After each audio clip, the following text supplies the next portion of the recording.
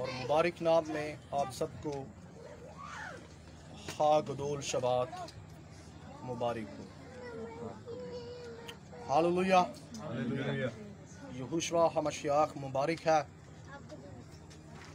उसका फजल आप सब के साथ हो। आज ईद का आखिरी दिन शुरू है। हालेलुया।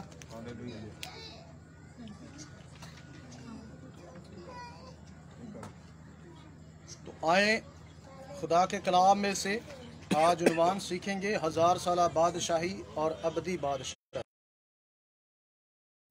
और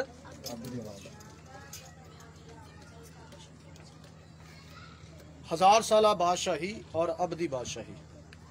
बारुक यशवा हमेशा ईद क़याम खुदावंद की 7 ईदों में से एक है,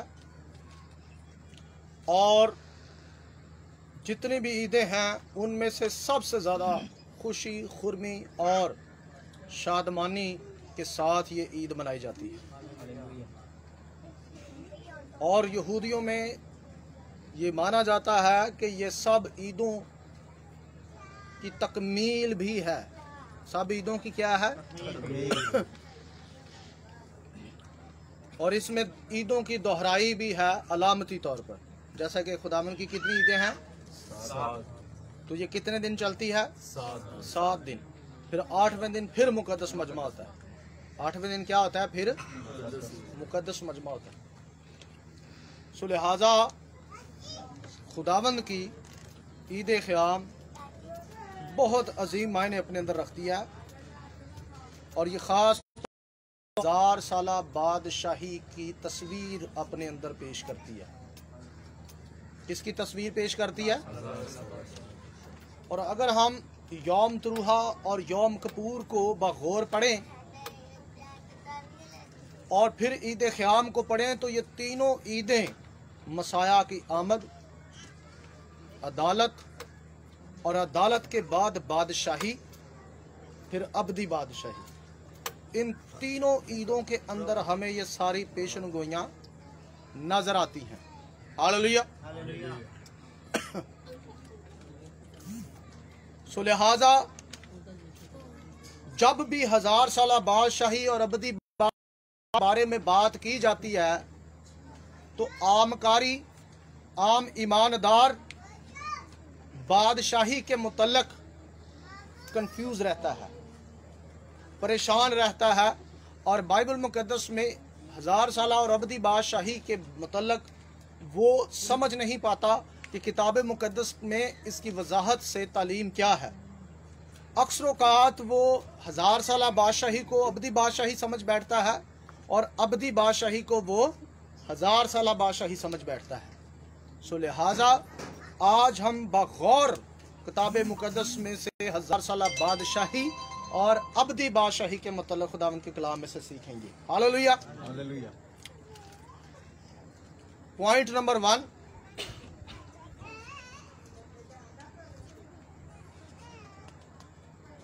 ये फाइल जो है मेरा ख्याल है गलत आ गई मेरे पास। तेरी बादशाही है उसमें, ये है इस अव्वल 1000 साला बादशाही और अबदी बादशाही। हाँ जी, ईसा धूम चाहिए। एक मिनट, हमारे पास ईसा धूम है सब कुछ।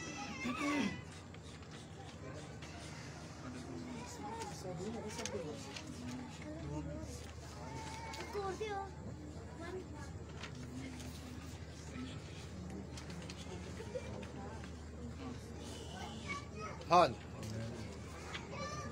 1000 साला बादशाही और अबदी बादशाही का हिस्सा अव्वल वो शुरू करें। ठीक है जी। हाँ जी, अच्छा चलो देख रहे हैं। पॉइंट नंबर 1 जी, तेरी बादशाही आए। तेरी, पॉइंट नंबर 1, तेरी बादशाही आए।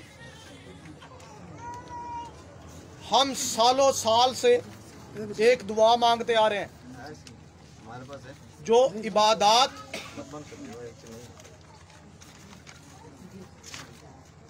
और कन्वेंशंस, शख्सी दुआएं, सेमिनार्स और फैमिली इबादतों में हम ये दुआ पढ़ते हैं और बच्चों को भी सिखाते हैं कि ये दुआ लाजम पढ़नी है, क्योंकि ये दुआ यहोशुआ हमाशियाख ने अपने शागिर्दों को सिखाई थी। वो दुआ कौन सी है?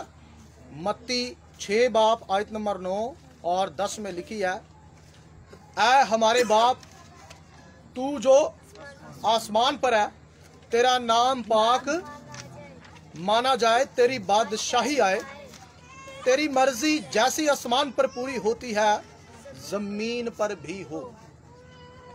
तेरी मर्जी जैसी आसमान जमीन पर। ये दुआ यहोशुआ हमाशियाख ने खास अपने शागिर्दों यानी रसूलों को सिखाई। हालेलुया।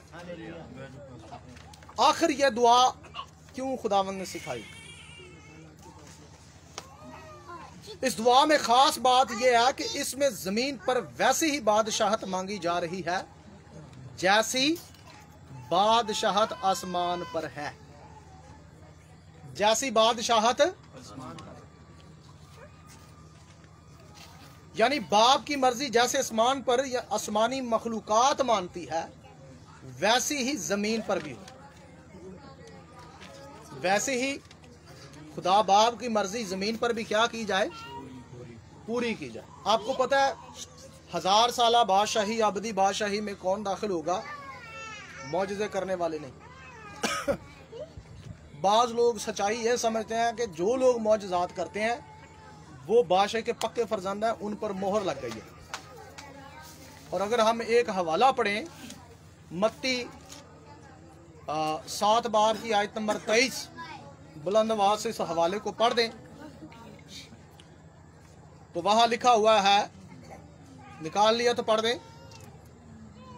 उस वक्त मैं उनसे साफ कह दूंगा कि मेरी कभी तुमसे वाकफियत ना थी। ऐ बदकारो, मेरे पास से चले जाओ। आमीन। ऊपर से जरा 21 या 22 आयत है। मुझसे ऐ खुदावंद कहते हैं, उनमें से हर एक आसमान की बादशाही में दाखिल ना होगा। उनमें से हर एक आसमान की बादशाही में दाखिल ना होगा। इसका मतलब ये हुआ कि जितने लोग ऐ खुदावंद कहते हैं वो सब रास्तबाज या ईमानदार नहीं होते, बल्कि क्या है जी, जरा पढ़िएगा। जो मेरे आसमानी बाप की मर्जी पर चलता है, मगर वही जो मेरे आसमानी बाप की मर्जी पर चलता। क्योंकि बादशाही जब जमीन पर आएगी तो वैसी ही मर्जी पूरी होगी जैसी खुदा की आसमान पर पूरी होती है। और आसमान की बादशाही में वही लोग जाएंगे जो आसमान जैसा काम जमीन पर करते रहे, क्योंकि ये प्रॉपर दुआ यहोशुआ ने हमें सिखाई है। हालेलुया। दुआ में क्या सिखाया कि जैसी तेरी मर्जी आसमान पर पूरी होती है जमीन पर भी हो। अब जमीन पर नाफरमान आदमी हो और दावे वो बादशाही के करे, ऐसा मुमकिन है जी? जब वो बादशाही नीचे उतर आई तो यहाँ जमीन पर जितने नाफरमान हैं, क्या उनको बादशाही में एक्सेप्ट किया जाएगा जी? आसमान पर बादशाही नाफरमानों से खाली है और यहाँ भी नाफरमानों को कोई एंट्री नहीं मिलेगी। हालेलुया। इसलिए मत्ती की इंजील में 5:17 में ये लिखा हुआ है, जरा ये हवाला पढ़ दें। 5:17 में मैं कह रहा हूं कि अगर इरफान भाई इधर आ जाए, बल्कि आवाज ठीक आएगी रेफरेंस को पढ़ते हुए, और हवाला जल्दी से जल्दी पढ़ना है।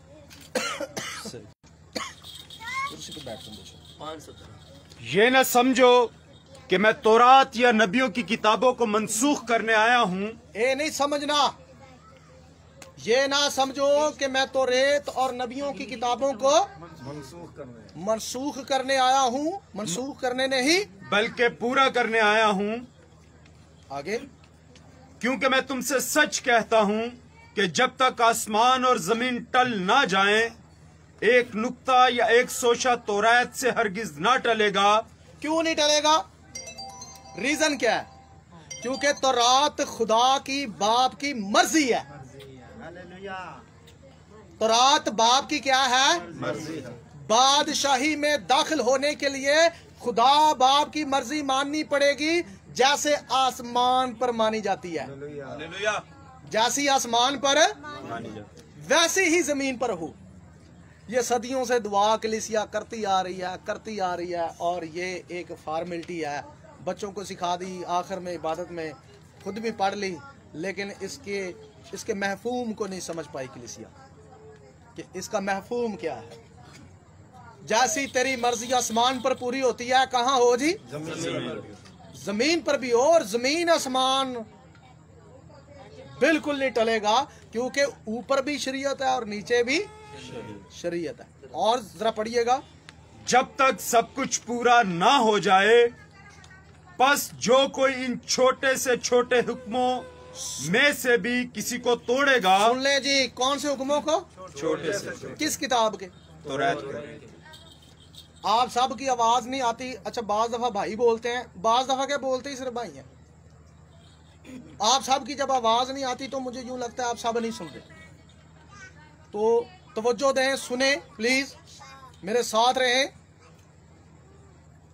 छोटे से छोटे हुक्मों को जो तोड़ेगा, किस किताब के हुक्म? तौरात। शरीयत के। क्या आगे लिखा है जी? पढ़िएगा।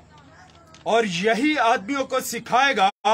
जाओ, अब हम शरीयत के मातहत ना रहे, तुम आजाद हो। यस्सु ने इस शरीयत का जुआ हमारे कंधों से हटा दिया, अब हम आजाद हैं।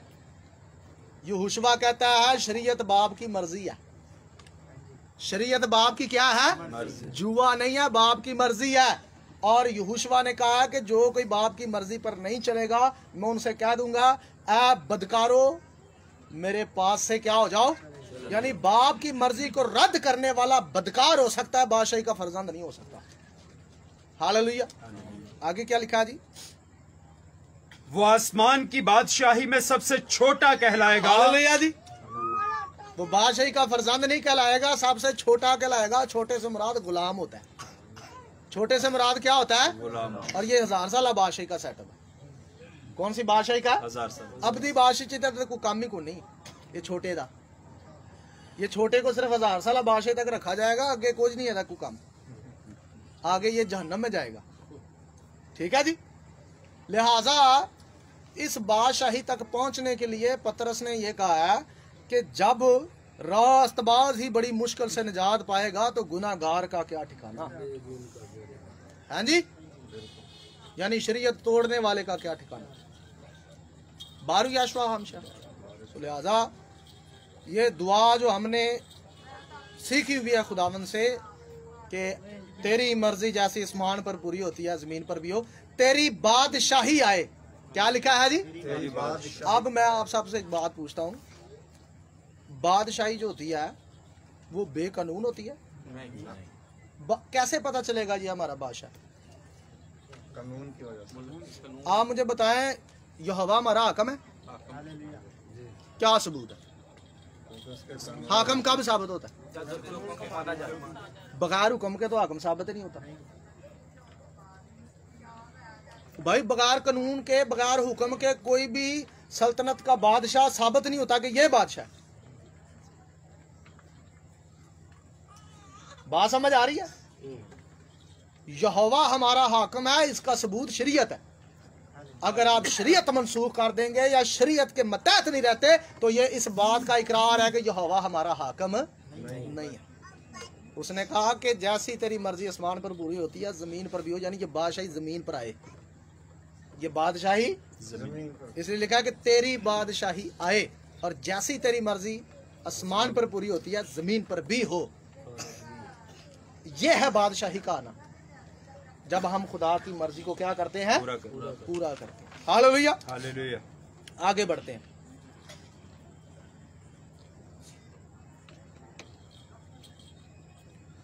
अजीजों, ये दुआ किसी और बादशाहत के लिए नहीं बल्कि 1000 साला बादशाहत के लिए है, क्योंकि वही बादशाहत जमीन पर कायम होगी। ये दुआ असल में 1000 साला बादशाहत के लिए मांगी गई। यहोशुआ ने यह कहा कि उस बादशाही को मांगो कि वो जमीन पर क्या हो जाए? आ जाए, कायम हो जाए। हालेलुया। याद रहे कि बादशाहत के 3 रूप हैं। पोशीदा बादशाहत यानी कलीसिया के जरिए से। लूका 12 बाब आयत नंबर 32 पढ़ दें। ए छोटे गल्ले ना डर, क्योंकि तुम्हारे बाप को पसंद आया कि तुम्हें बादशाही दे। अपना माल इस बाप बेचकर खैरात कर दो और अपने लिए ऐसे बटवे बनाओ जो पुराने नहीं होते। बाप को पसंद आया है कि बादशाही क्या करे जी, तुम्हें दे। तो मैंने आपको बताया कि बगैर कवानीन के कोई बादशाहत नहीं होती। तो कलीसिया को कलाम दिया गया है, जमीन पर कलीसिया को क्या दिया गया है, शरीयत दी गई है कि वो लोगों को सिखाएं। ये शरीयत जहां जहां जाएगी खुदा की बादशाहत जाएगी। हालेलुया। लूका 17 बाब आयत नंबर 20। लूका 17 बाब आयत नंबर 20। जब फरीसियों ने उससे पूछा कि खुदा की बादशाही कब आएगी, तो उसने जवाब में उनसे कहा कि खुदा की बादशाही ज़ाहिरी तौर पर ना आएगी। खुदा की बादशाही ज़ाहिरी तौर पर ना आएगी, बल्कि खुदा की बादशाही क्या है, दरमियान है। कैसे? यहोशुआ बादशाह इस बादशाही का, और वो उनको शरीयत सिखा रहा है। वो उनको क्या सिखा रहा है कि छोटे से छोटे हुक्म को भी तुमने तोड़ना नहीं है। हालेलुया जी। तो जैसे जैसे तुम बादशाही के कवानीन मानोगे, बादशाही तुम्हारे दरमियान है और बादशाह भी तुम्हारे दरमियान है। हालेलुया। ये गाने तक नहीं सही, रब खुदावंद बादशाह है। ये ज़बूर सिर्फ हमने गाने तक रखा हुआ है। रब खुदावंद बा, ऊंचे करो सिर दरवाजियों, ऊंचे हों सब।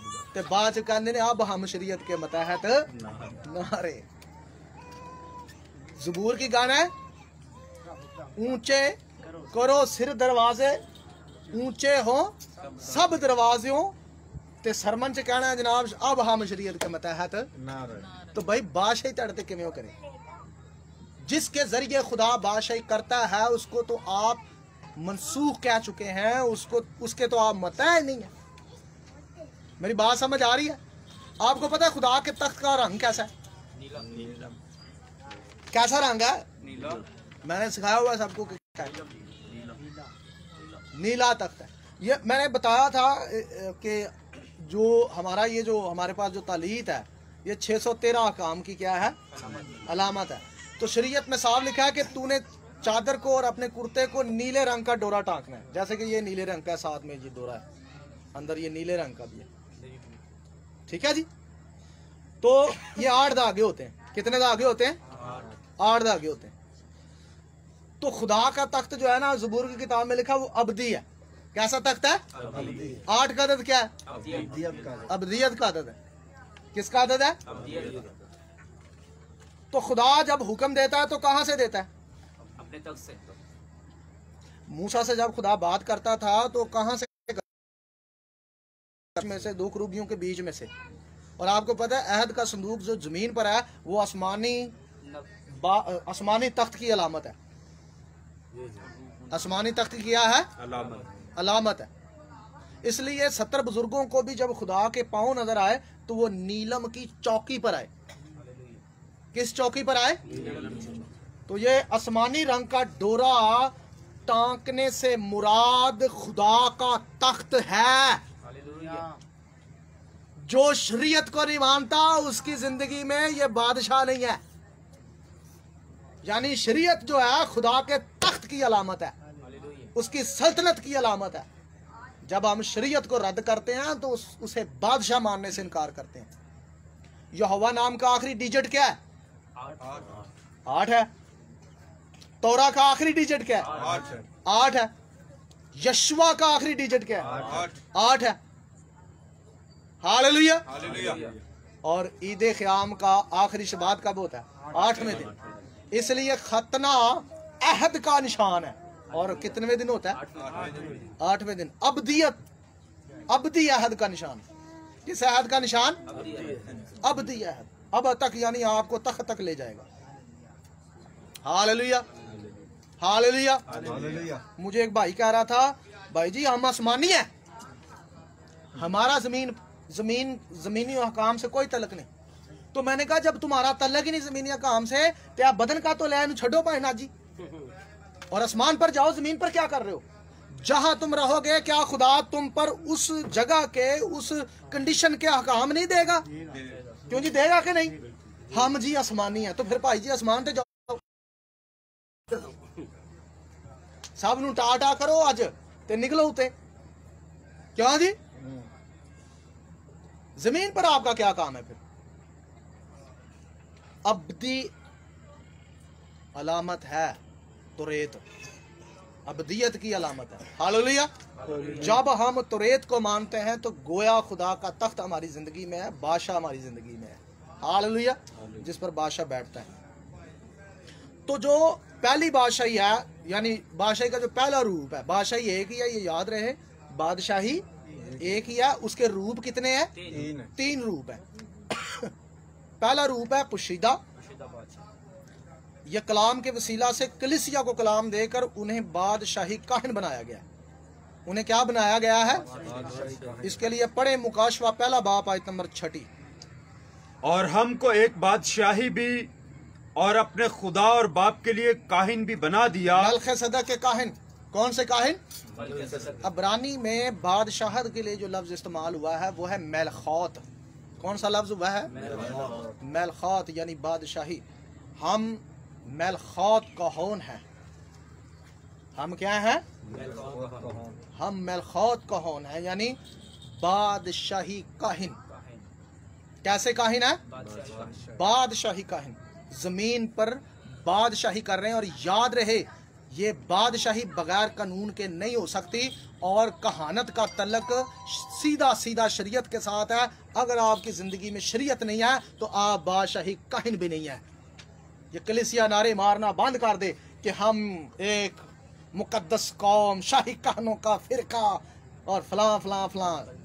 माजरत के साथ, अगर आप शरीयत के मतहत नहीं है तो ये नारे मारना बंद करें। ठीक है ना जी?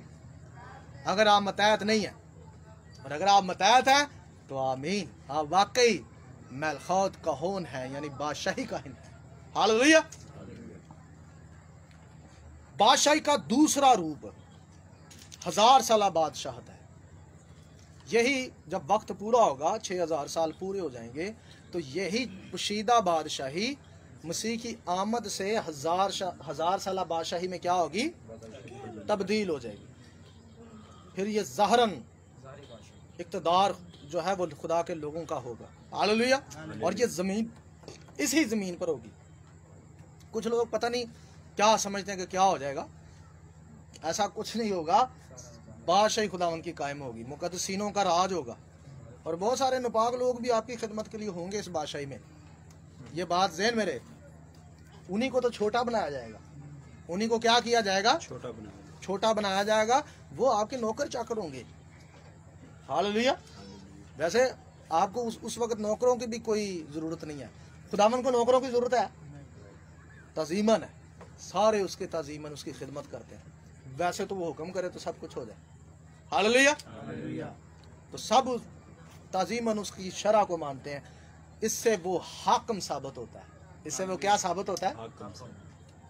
आगे बढ़ते हैं। इसके आयत नंबर 1 था 6 तक। फिर मैंने एक फरिश्ता को आसमान से उतरते देखा, जिसके हाथ में अथागड़े की कुंजी और एक बड़ी जंजीर थी। उसने उस असदहा यानी पुराने सांप को, जो अबलीस और शैतान है, पकड़कर 1000 बरस के लिए बांधा और उसे अथागड़े में डालकर बंद कर दिया और उस पर मोहर कर दी, ताकि वो 1000 बरस के पूरे होने तक कौमों को फिर गुमराह ना करे। इसके बाद जरूर है कि थोड़े अरसे के लिए खोला जाए।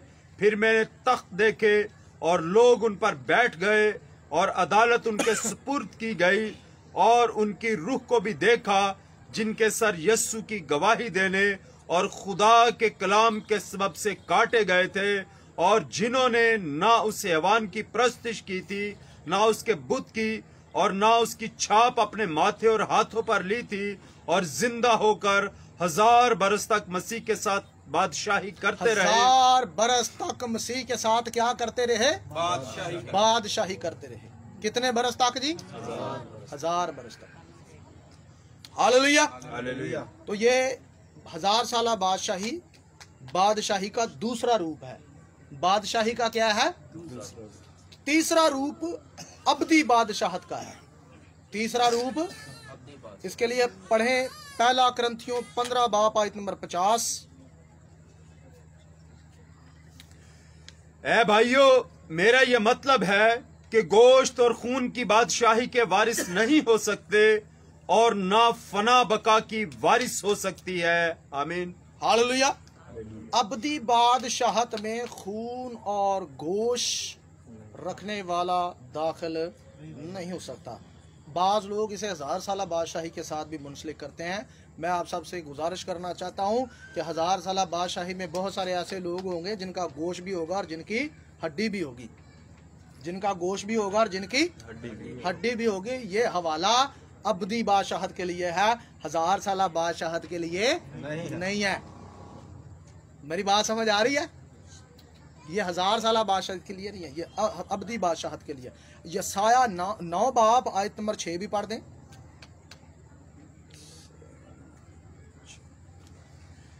इसलिए हमारे लिए एक लड़का तवल्लद हुआ और हमको एक बेटा बख्शा गया और सल्तनत उसके कंधे पर होगी और उसका नाम अजीब, मुशीर, खुदा कादर, अब्दियत का बाप, सलामती का शहजादा होगा। उसकी सल्तनत की इकबाल और सलामती की कुछ इंतहा ना होगी। यानी उसकी सल्तनत कहां से शुरू होती है?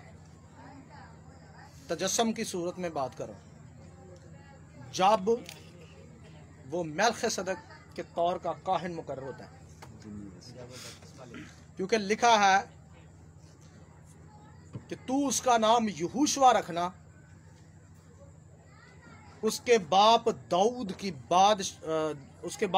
का तख्त उसे दिया जाएगा और वो अब से लेकर अब तक, कब तक?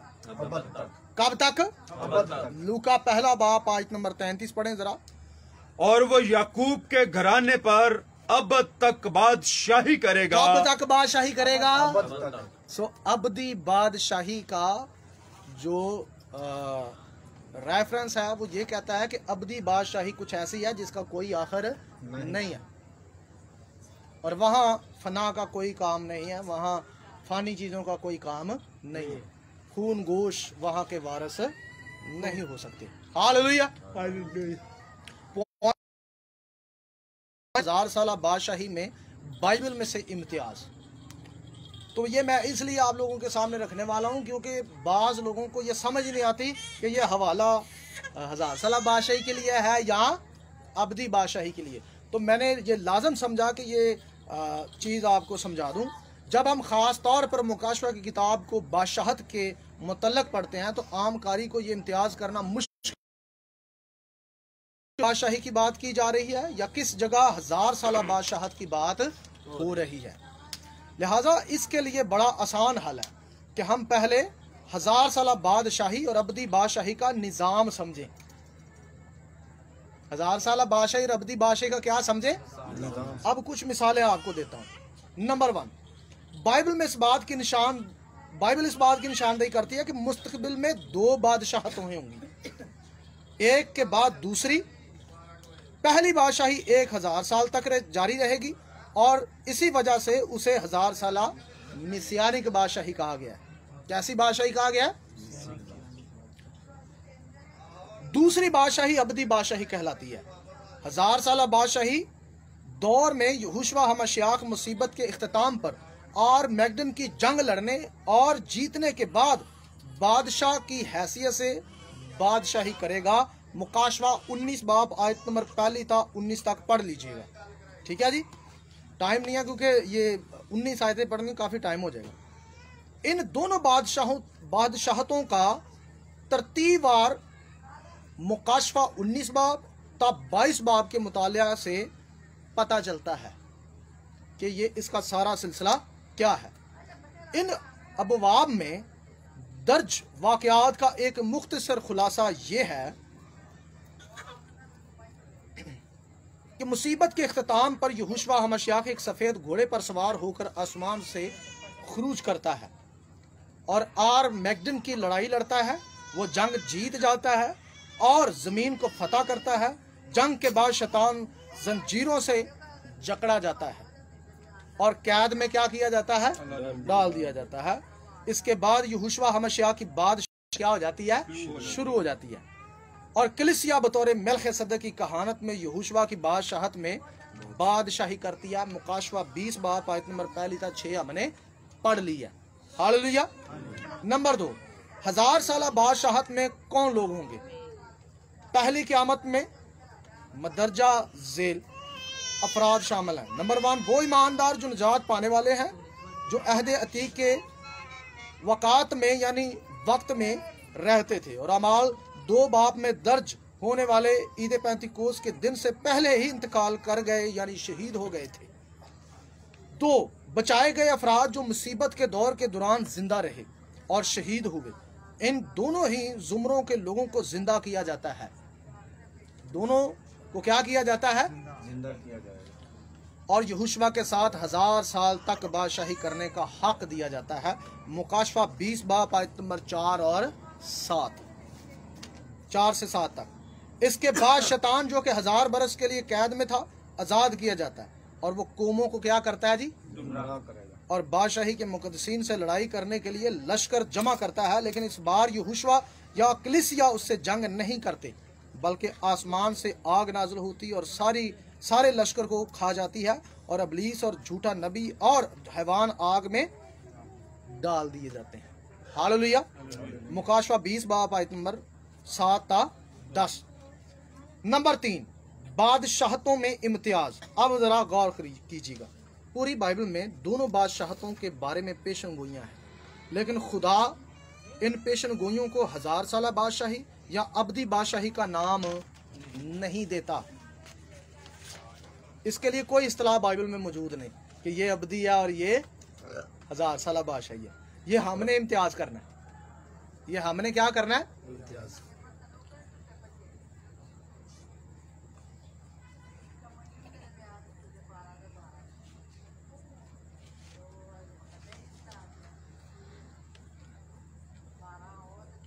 किस पेशन गोई का मौजू किस बादशाही के मुतल्लिक है, इसका तयन करने का वाहिद रास्ता यह है कि पेशन गोइयों का तफसीलन से मुताला किया जाए। इस बात को जहन में रखें कि बाइबल में कोई तजाद नहीं।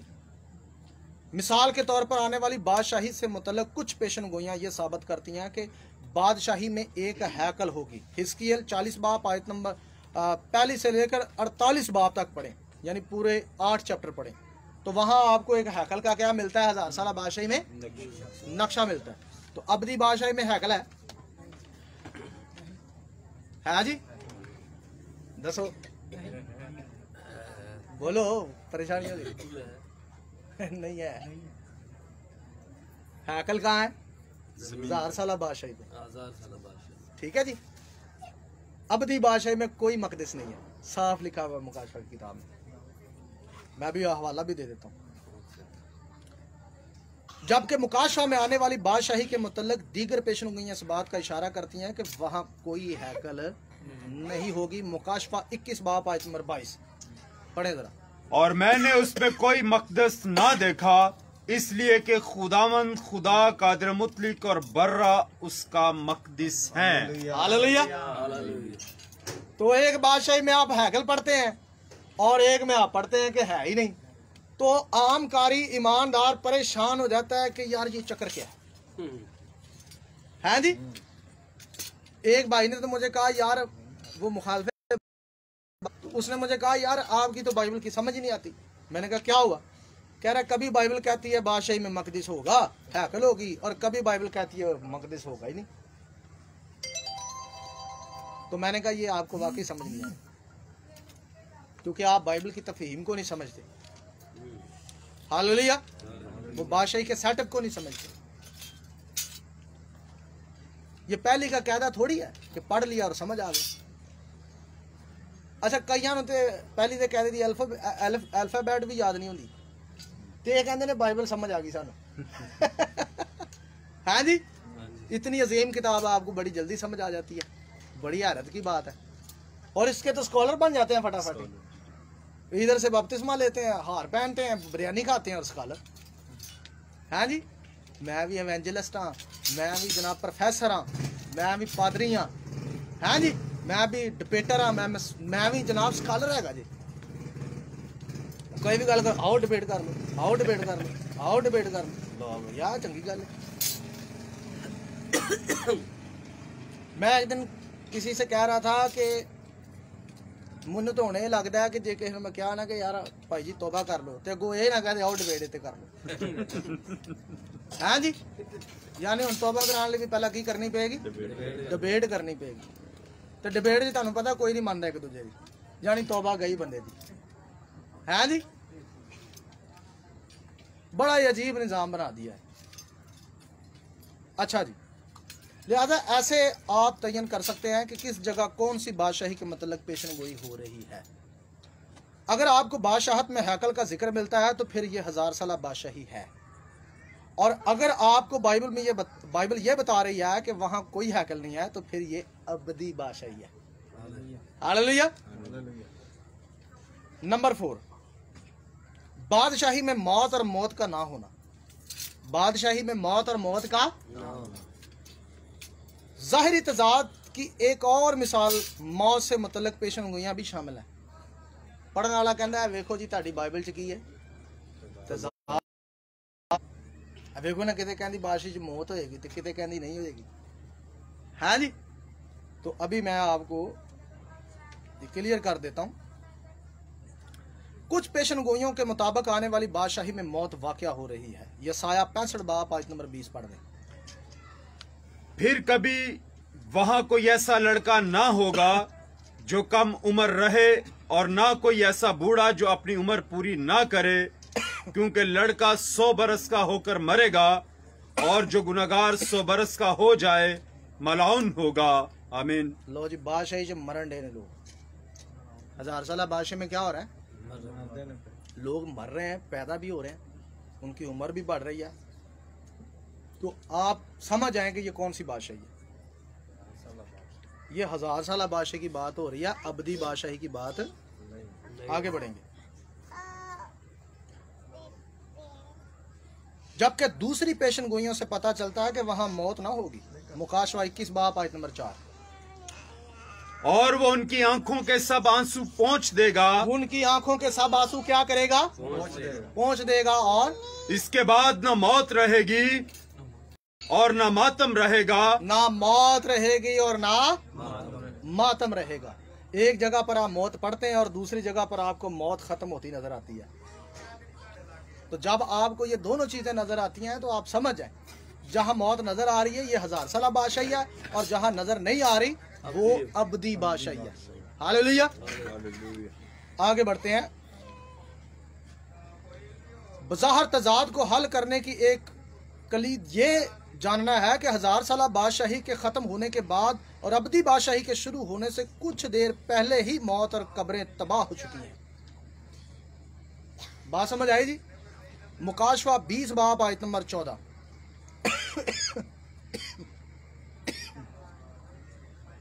फिर मौत और आलम अरवा आग की झील में डाले गए। ये आग की झील दूसरी मौत है, और जिस किसी का नाम किताब हयात में लिखा हुआ ना मिला वो आग की झील में डाला गया। अच्छा, मैं ना थोड़ा जा इत्थे तानू आलम अरवा दे मतलब एक सवाल देना चाहना और अपने तमाम सोशल मीडिया दोस्ताना में करना चाहना। ये कुछ स्कॉलरों ने कहा जी आलम अरवा जमीन के नीचे, ठीक है जी, और कुछ कहते हैं ऊपर है। ये इनकी बहस चल रही है। कुछ कहते हैं ऊपर है, कुछ कहते हैं जी यसू अस्पताल च गया सी मुनादी करन। यार मेरा सवाल है, घोड़े के पीछे भी तो है आलमेरवा, वहां लिखा हुआ है वो घोड़े के पीछे। मौत और आलमेरवा घोड़े के पीछे पीछे है। अब मरने के बाद बंदा ऊपर जाता है, नीचे जाता है, कि घोड़े के पीछे जाता है? किधर जाता है? अच्छा, चौथी भी तरफ बता लिखा है कि समंदर ने अपने मुर्दे दे दिए और आग ने अपने मुर्दे दे दिए, ठीक है, और आलमेरवा ने अपने मुर्दे दे दिए। ए समंदर हल भी रुख करो ना यार, ये भी कोई हल कड्डो, इथों भी मुर्दे निकलते निकल। हाँ जी, ਇਹਦਾ ਹਾਲ नहीं मैं दसांगा, मैं दस देता तो फिर मेरा सवाल करने का फायदा है मेरे पास। मुझे पता है ये चक्कर क्या है, और कोई मनादी मनूदी नहीं की मसीह ने। ये यूनानियों का फलसफा है। आपको पता है, आप मैथियोलॉजी पढ़े ना, तो ज़्यूस जो है वो 3 दिन के लिए पताल में जाकर वो जी कैदी रूहों में क्या करता है, मनादी करता है 3 दिन तक। ये यूनानी अकीदा है, बाइबल का अकीदा नहीं है। और मैं साबित कर दूंगा कि यसू ने कोई ज़मीन में जाकर मनादी नहीं की। हालेलुया। ये इंटरप्रिटेशन जो चोरी की हुई है यूनानियों की, और इधर बाइबल में फिट करने की कोशिश की गई। और बाइबल ने तो कभी कहा ही नहीं, कभी कहा बाइबल ने कि जी यसू 3 दिन के लिए ज़मीन के नीचे जाकर मनादी करता रहा। इन्होंने कुछ लफ्ज़ पकड़े, जोड़ा, उनको जोड़कर वही फ़लसफ़ा बना दिया यूनानियों का। ऐसा कुछ नहीं है। ये तो ज़्यूस की कॉपी करने की कोशिश कर रहे हैं, ऐसा नहीं है भाई। ब्रित खदाशा याशवा हम शाख बिल्कुल गैर कौमों जैसे काम नहीं करेगा, क्योंकि तौरा ने सख्ती से मना किया हुआ है। हालेलुया। जो कोई गैर कौमों के से काम करता है वो कभी भी तौरा में उसके नक्शे में फिट नजर नहीं आता, वो बाहर नजर आता है। अगर ऐसा होता तो रसूल इनकार कर देते कि ये मसाया नहीं है, ये तो नक्शा हमें ज़्यूस का दे रहा है। ऐसा ही है ना जी। तो उसने यूनानी नक्शे को बिल्कुल अख्तियार नहीं किया। और ये कुछ भेड़िए हैं जो कलीसिया में आए, उन्होंने 1947 के बाद की ये बात है कि ये अकीदा फैलाना शुरू किया। और ये फ्रीमेसन्स ने ये जो है इस तरफ अपनी तफसीर जो है इधर डेवलप की, फॉरवर्ड की, ताकि जनाब उनमें और हम में कोई फ़र्क ना रहे। ऐसा कुछ। आगे बढ़ते हैं। नंबर 5, कौन सी बादशाही में कौन से लोग होंगे? 1000 साल बादशाही में 3 इकसाम के लोग होंगे। मिसियानिक जो यहोशुआ की आमद में बदल गए थे और गैर फानी हो गए थे, वो ईमानदार। नंबर 2, वो ईमानदार जिनको क़यामत के दौरान जिंदा किया गया था और लफानी बनाया गया था। नंबर 3, वो ईमानदार जो मुसीबत में से बच गए थे, उन्हें बादशाही में दाखिल होने की इजाज़त है, क्योंकि उन्हें नेक समझा जाता है। और आखिरी ग्रोह बादशाही में बतौर इंसान दाखिल होंगे, यानी वो फानी जिस्म के साथ दाखिल होंगे। किस जिस्म के साथ? इसी वजह से उनमें मौत भी होगी। मजीद ये कि उनके भी बच्चे होंगे जो तमाम बशर की तरह मौत के ताबे होंगे। इसके बरक्स अब्दी बादशाही में सिर्फ गैर फानी लोग होंगे, कोई फानी लोग नहीं होंगे। हालेलुया। बारू यशवा मशिया। नंबर 6 जी, आखिरी जंग। कलीसिया को यह सिखाया जाता है कि आर्मैगडन की लड़ाई आखिरी जंग है, लेकिन ऐसा नहीं है। ऐसा नहीं है, क्योंकि मुकाशवा 19 बाब और 20 बाब के पढ़ने से जाहिर कुछ और ही होता है। मुकाशवा 19 बाब आयत नंबर 11 और 21 पढ़े। इसमें बताया गया है कि यहोशुआ और उसकी फौजें आसमान से नीचे आकर हैवान और झूठे नबी और जमीन के बादशाहों और उनकी फौजों से लड़ेंगे। ये आर्मैगडन की लड़ाई है। फिर 20 बाब में यहोशुआ 1000 साल के लिए अपनी बादशाही कायम करता है। कितने साल के लिए? जिसके आखिर में एक और जंग होती है। तो इस तरह से आर्मैगडन की आखिरी जंग हुई? क्यों जी हुई आर्मैगडन की आखिरी जंग? ना जी ना। ये लोग सिखाते रहते जी आर्मैगडन की जंग आखिरी है, वादिये मजदून की जी वो आखिरी जंग है। ऐसा थोड़ी है, वो आखिरी जंग नहीं है। आखिरी जंग सुने कहाँ होगी?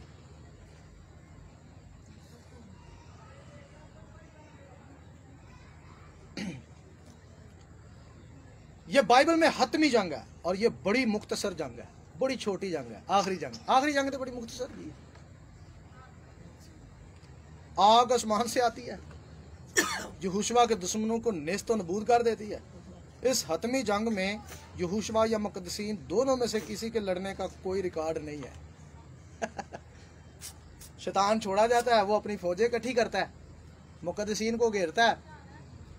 बादशाह भी ये गवारा नहीं समझता कि बाहर निकल के इतना लड़या जाए। वो आग भेजता है, सबको जला देता है। हालेलुया। ये है जी आखिरी जंग। आर्मैगडन की आखिरी जंग नहीं है। हालेलुया। बारू यीशु हमेशा। तो आगे भी बहुत कुछ है। अभी मेरे पास दूसरी फाइल है 1000 साल बादशाही के बारे में, और भी बल्कि मेरे पास 3 फाइलें और पड़ी हुई जो 1000 साल बादशाही के मुआद के मतलब है। तो आज इतना ही। ज़ाहिर है आप थक तो गए ही होंगे। सो खुदावंद आप सबको बरकत दे। आप सबको ईद क़याम का आखिरी शबात मुबारक हो। कल हम फिर जमा होंगे और शमनी एतराज़ेत की इबादत करेंगे। ईद क़याम की जो आखिरी इबादत है शमनी एतराज़ेत। हालेलुया। तो हम सरों को झुकाएंगे, अपने कदमों पर खड़े होंगे। दुआ